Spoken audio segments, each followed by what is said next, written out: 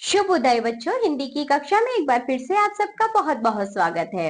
आज हम पढ़ेंगे अध्याय नंबर 15 जिसका नाम है मजेदार पेड़। इधर देखिए सभी, मजेदार पेड़। दीपा के दादाजी का फलों का बगीचा था। वह एक दिन अपने दादाजी के साथ बाग में गई। बाग बहुत बड़ा था। उसमें तरह तरह के पेड़ लगे थे। कुछ पेड़ फलों के बोझ से झुक गए थे तो कुछ हवा के झोंके से झूम रहे थे। तो बच्चों, दीपा के दादाजी का फलों का बहुत बड़ा बगीचा था। वह एक दिन अपने दादाजी के साथ उस बगीचे में गई, उस बाग में गई और उसने देखा कि वहां तो तरह तरह के पेड़ हैं। कुछ पेड़ जो है फलों के बोझ से उसमें इतने सारे फल आ गए थे कि पेड़ जो है झुक गए थे। और बच्चों, जो कुछ जो पेड़ जो थे वह हवा के झोंकों से झूम रहे थे। एक आम का पेड़ फलों से लदा पड़ा था।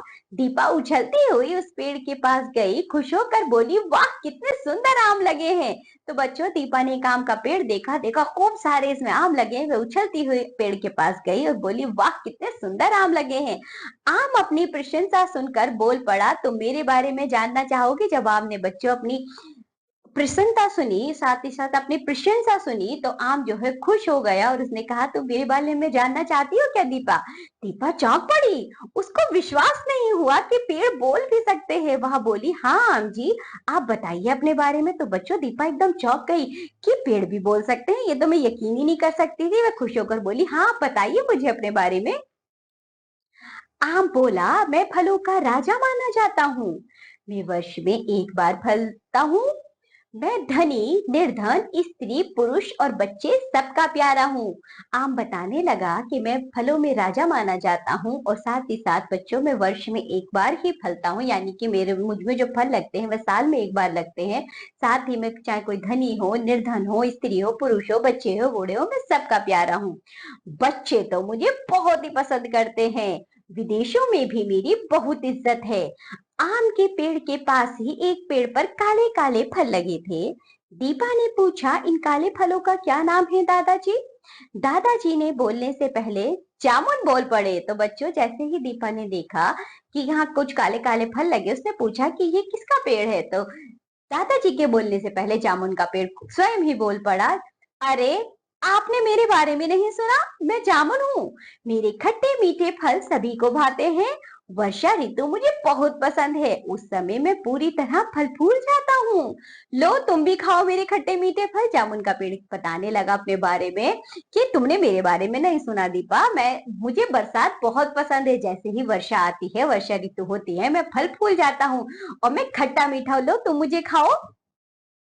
अरे आपने मेरे बारे में नहीं सुना? मैं जामुन हूँ। मेरे खट्टे मीठे फल सभी को भाते हैं। वर्षा ऋतु मुझे बहुत पसंद है। उस समय मैं पूरी तरह फल फूल जाता हूँ। लो तुम भी खाओ मेरे खट्टे मीठे फल। बच्चों, ये रिपीट हो गया। तभी दूर खड़े सेब के पेड़ ने दीपा को आवाज दी, अरे बेटी इधर भी आओ। तो बच्चों, ये सारी बातें सेब का पेड़ सुन रहा था। उसने कहा, दीपा बेटी इधर भी आओ।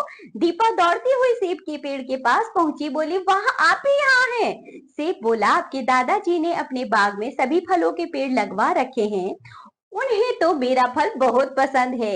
मेरे बारे में तो यह कहा गया है कि एक सेब रोज खाओ, डॉक्टर को दूर भगाओ। तुम भी रोज एक सेब खाया करो। तभी बच्चों सेब बोला कि हाँ मैं भी यहाँ हूँ। सेब, तुम्हारे दादाजी ने इस बाग में सभी फल लगा रखे हैं और साथ ही साथ मेरे बारे में तो ये कहा जाता है कि एक सेब रोज खाओ, डॉक्टर से को दूर भगाओ। तो दीपा बेटी तुम भी रोज एक सेब खाया करो। अचानक एक पेड़ से कुछ गिरने की आवाज आई। दीपा ने घूम कर देखा, एक लाल गेंद जैसी चीज पड़ी थी। दीपा उसे उठाने लगी तो फल बोला, मैं अनार हूँ। मेरे फल में दाने होते हैं, देखो बिखरे पड़े हैं। ये खट्टे मीठे होते हैं। मेरा रस आपके शरीर में खून बढ़ाता है।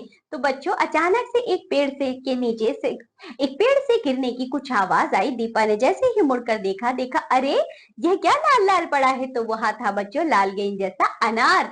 तो अनार ने अपनी विशेषता बताई कि मेरे अंदर खूब सारे दाने होते हैं और मुझे खाने से शरीर में खून बढ़ता है। तभी जोर की हवा चली। केले के बड़े बड़े पत्ते झूम उठे। दीपा ने देखा कि पत्तों के बीच में केले का एक बड़ा सा गुच्छा लटक रहा था। वह दौड़कर उसके पास पहुंची।